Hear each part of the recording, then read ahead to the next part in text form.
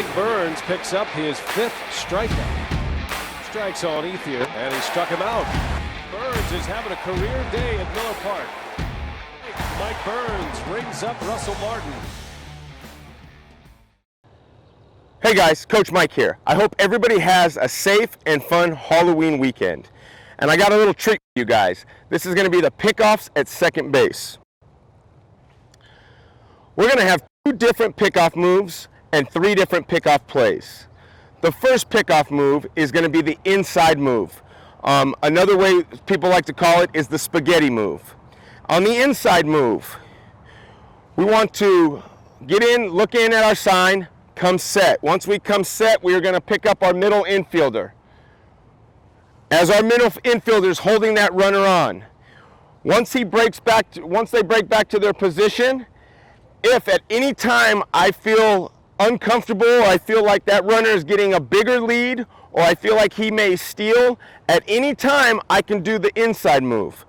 When we do the inside move, we want to lift our leg and separate our hands like we're going to the plate. But when we bring our front leg down, we got to make sure that we bring it down on the back side of the rubber.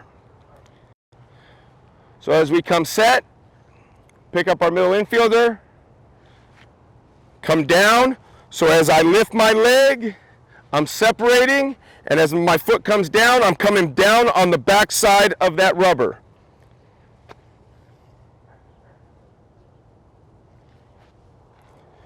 From there, I either am going to make a nice, good, firm throw to my middle infielder who's covering the second base, or if that runner has a big secondary, I will run at them.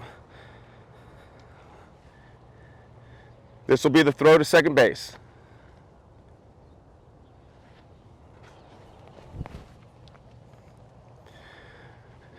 Now, sometimes players like to do their inside move and lift and just turn straight to them. The key to this play to really sell it on that runner is to separate my hands as my knees coming up. That will make it look like I'm going to home plate. I just have to make sure that I cross that rubber.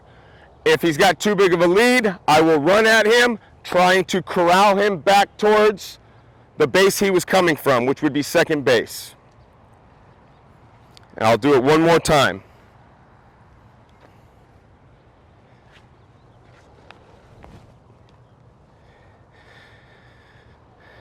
The next pickoff play is going to be the reverse pivot.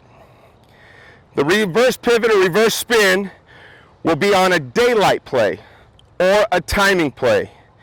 In this movement, we will come set, pick up our middle infielder. If our middle infielder runs a daylight, I will just reverse spin and make a good quality throw to second base.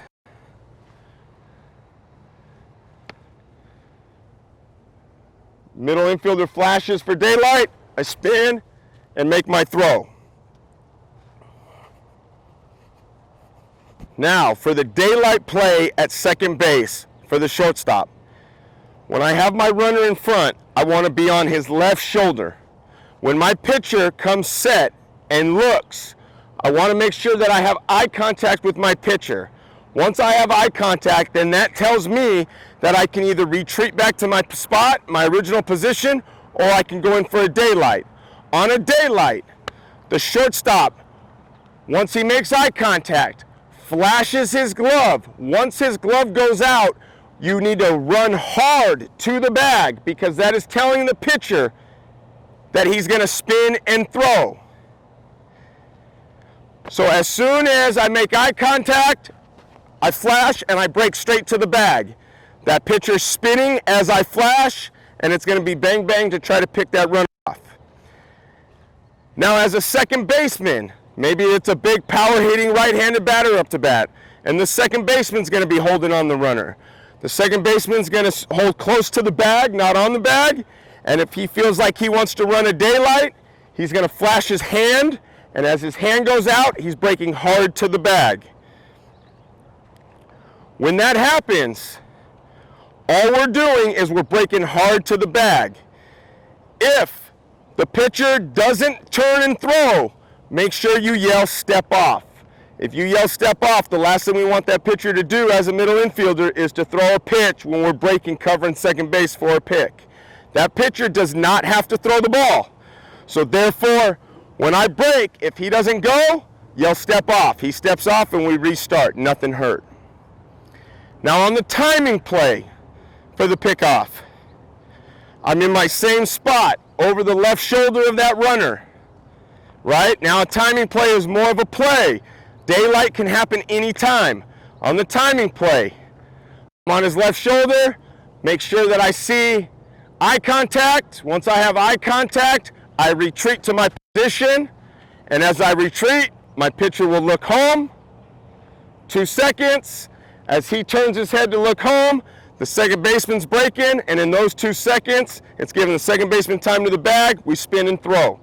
Once we retreat as a shortstop, we're looking for that base runner to extend his lead, right? Once I retreat, that coach is going, you got more, he extends, and then we do the timing play.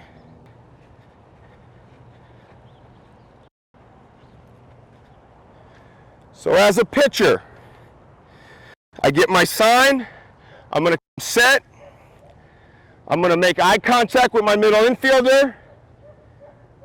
When he flashes his glove, that means he's gonna be breaking to the bag. So I come set, make eye contact, he flashes, I turn, and make a good throw.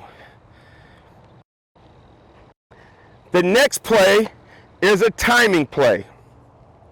In the timing play, your shortstop will be the same thing. Will be on the left side of that base runner. As he and your pitcher make eye contact with each other, he will retreat back to his position. Once he retreats back to his position, the pitcher will look forward. Once he looks forward, that is the trigger for the second baseman to come into second base for the pick. For the pitcher, I make eye contact, my shortstop retreats to his position, I look home, I'm gonna count 1001, 1002, reverse spin, and make my throw to my second baseman. Come set, shortstop retreats, I look home, 1001, 1002, and my second baseman is there to make that pick. Those are 2 different pickoff moves with 3 different pickoff plays at second base. Go out there, outwork, outplay. Click the links below to check out the PowerNet gear used in this drill. And while you're at it, go ahead and drop a comment.